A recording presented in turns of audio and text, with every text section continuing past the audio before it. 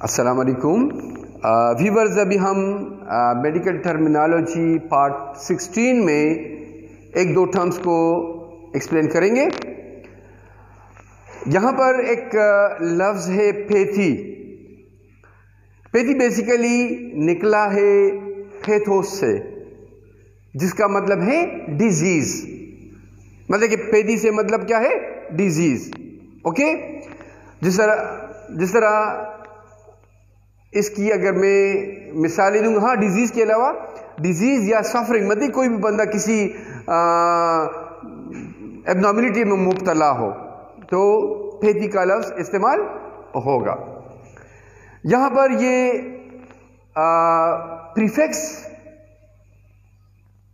As a prefix بھی use ہوتا ہے، لائک پیتھو پہلے آیا، پیتھولوجی. اس کی مثال میں اکثر دیتا ہوں تاکہ آسانی سے آپ لوگ سمجھ سکے. ایزی ورڈ ہے کہ اسٹڈی اور knowledge of diseases, pathology. Okay, یا اسی طرح ایک اور لفظ ہے دیٹ از پیتھوجن. جن کسی بھی جرمز کے لیے آپ یوز کر سکتے ہیں کہ کوئی بھی جرم جو بیماری کو پیدا کرنے والا ہو. تو یہ دو مثالیں ہیں اس کی پریفکس کی. اب زیادہ طور پر یہ ایز اے سفکس آتا ہے، مینس کہ یہ جو پیتھی کا لفظ ہے یہ اینڈ میں آئے گا، سفکس. یہاں پر اس کی اگر ہم مثالیں دیں تو ایک لفظ ہے فار ایگزامپل نیوروپیتھی. نیوروپیتھی سے کیا مراد ہے کہ کوئی بھی بیماری ہے یا بیماریاں ہیں جو ریلیٹڈ ہے نروس سسٹم سے، یا آپ ان ادر ورڈز کہہ سکتے ہیں کہ نروس سسٹم کی بیماری یا بیماریاں. اسی طرح ڈرموپیتھی، سمپل ڈرما اسکن ہے تو اسکن پرابلم، اسکن ڈیزیزز. اینجیوپیتھی جو بلڈ ویسلز ہیں ان سے ریلیٹڈ اگر کوئی پرابلم ہو، کوئی بیماری ہو تو اینجیوپیتھی. اسی قسم کی یہاں پر مختلف آپ کی بیماریاں ہو سکتی ہے.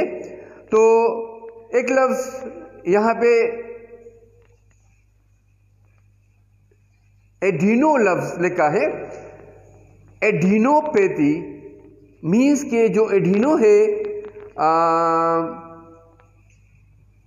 گلینڈ جو ہے، تو گلینڈ سے متعلقہ، گلینڈ سے ریلیٹڈ جو امراض ہوں گی وہاں پہ اس کو ایڈینوپیتھی کہیں گے.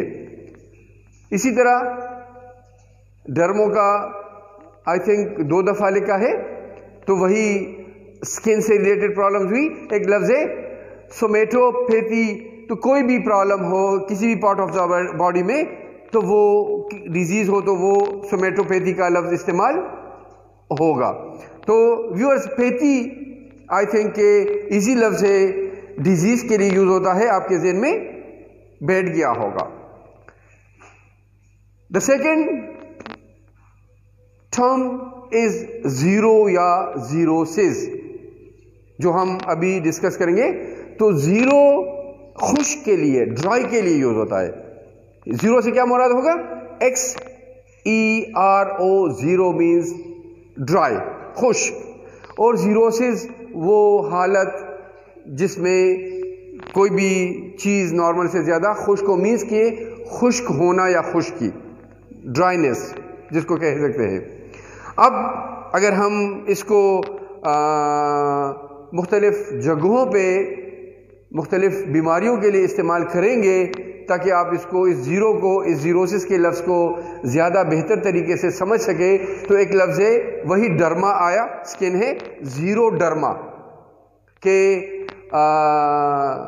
اسکن کی ڈرائنس ہے نارمل سے زیادہ، abnormal dryness of the skin, xeroderma. ایک لفظ ہے زیرو اسٹومیا، ماؤتھ اگر خشک ہو رہا ہو بہت زیادہ، نارمل سے زیادہ، تو اس کے لیے ایک لفظ یوز ہوگا زیرو اسٹومیا. کلیئر؟ اسی طرح ایک اور لفظ یاد آیا جو اس سے ریلیٹڈ ہے منہ سے تقریباً، لیکن وہ صرف یہ جو لپس ہے وہ خشک رہتے ہیں، خشک ہوتے ہیں، دیٹ از زیروچیلیا. یہ بھی آپ لوگوں کے ذہن میں ہونی چاہیے. اسی طرح اگر زیروسیا ہے تو ہیئرس کی ڈرائنس ہوگی، ٹھیک ہے نا. ایک لفظ ہے زیروپتھلمیا. اپتھلمیا کا لفظ آپ کو پتا ہے کہ آتا ہے آئیز کے لیے، تو زیروپتھلمیا ڈرائنس آف دا آئیز کے لیے یوز ہوگا، ابنارمل ڈرائنس آف دا آئیز.